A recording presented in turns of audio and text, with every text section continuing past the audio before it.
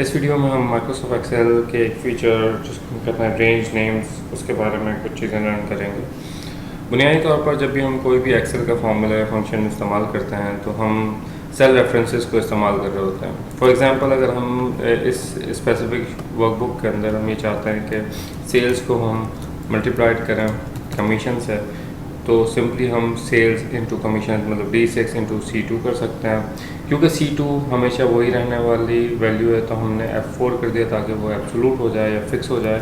हमने इसका एंटर किया और डबल क्लिक किया। अब आप देखेंगे आपके पास पूरी शीट के अंदर जो भी फॉर्मूला था वहाँ पर आपके पास अप्रोप्रिएट सेल्स को हमने मल्टीप्लाई कर दिया कमीशन से। ये हमारा नॉर्मल प्रोसीजर है किसी भी फॉर्मूला को इस्तेमाल करने का।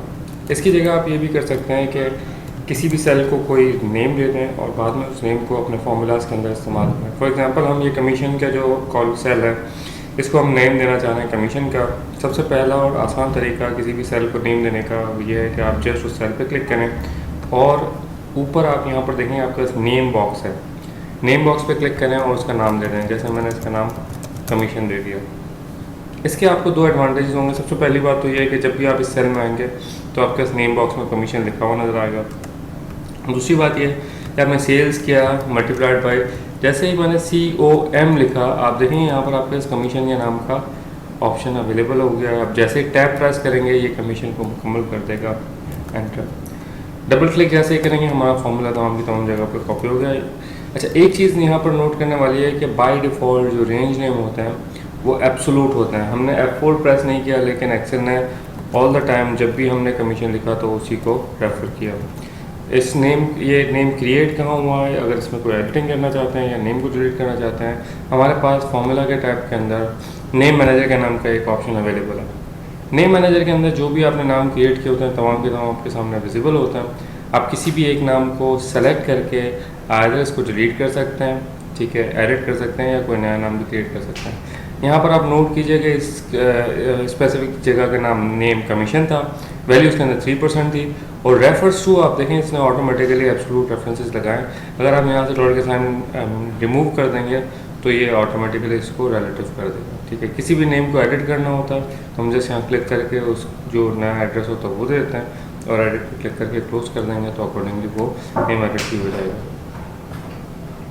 जिस तरह हमने एक सेल को नेम दिया इसी तरह से आप रेंजेस को भी नेम दे सकते हैं। फॉर एग्जांपल हम ये चाहते हैं कि ये पूरी जो रेंज है सेल्स की यहाँ से लेकर यहाँ तक, इस पूरी रेंज को हम सेल्स का नाम दे दें।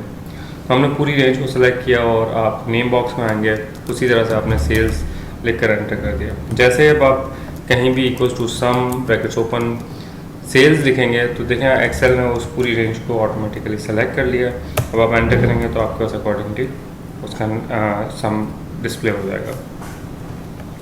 हम यही काम माइक्रोसॉफ्ट एक्सेल से ऑटोमेटिकली भी करवा सकते हैं। जब आपके पास कोई ऐसी लिस्ट क्रिएटेड होती है जिसके ऊपर टाइटल होते हैं फर्स्ट रो के अंदर और नीचे आपके पास डाटा होता है तो आप सिंपली उस पूरी लिस्ट को सेलेक्ट करके क्रिएट फ्रॉम सिलेक्शन पे क्लिक कर सकते हैं। क्रिएट फ्रॉम सिलेक्शन बुनियादी तौर पर ये करता है कि आपसे टॉप रो या लेफ्ट कॉलम से नाम लेकर उसको क्रिएट कर देता है। क्योंकि देखें इस लिस्ट के सिर्फ टॉप रो के अंदर हमारे पास लेबल्स हैं तो हमने टॉप रो को चेक करने दिया, जबकि लेफ्ट कॉलम से चेक को रिमूव कर दिया।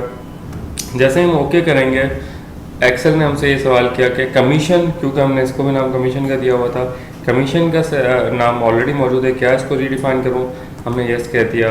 अब अगर हम यहाँ पर नेम मैनेजर के अंदर आते हैं तो आप यहाँ पर देखेंगे हमारे पास तमाम के तमाम ऑप्शंस अवेलेबल हैं कि कौन कौन से नेम्स हमारे पास क्रिएटेड है। तो अब किसी भी किस्म का काम करना इंतहाई हमारे लिए आसान होता है using range name. For example Excel के अंदर एक पावर फंक्शन है जिसका नाम है सम एफ्स। तो अगर सम एफ्स को हम यूज़ करना चाहते हैं तो हम नेम्स के ज़रिए देखें कितनी आसानी से ये काम कर सकते हैं। हमने लिखा equals to sum Fs brackets open. Sum किसको करना है? सम की रेंज में हमने बता दिया सेल्स को हमें सम करना, कॉमा हमने दिया, ठीक है। किस चीज़ को हमें चेक करना है? फॉर एग्जांपल हमें रीजन को चेक करना है और रीजन में क्या चेक करना है? ईस्ट। तो विदाउट फेल एक्सेल देखें आपके पास बहुत सिंपल से काम के ज़रिए हमने बजाय इसके कि रेंज हम सेलेक्ट करते हैं और ज़्यादा हैसल लेते हैं, हमने डायरेक्ट नेम क्रिएट कर दिया और नेम के ज़रिए हमने फार्मूलाज और फंक्शंस को इस्तेमाल करके दिया। Thank you so much.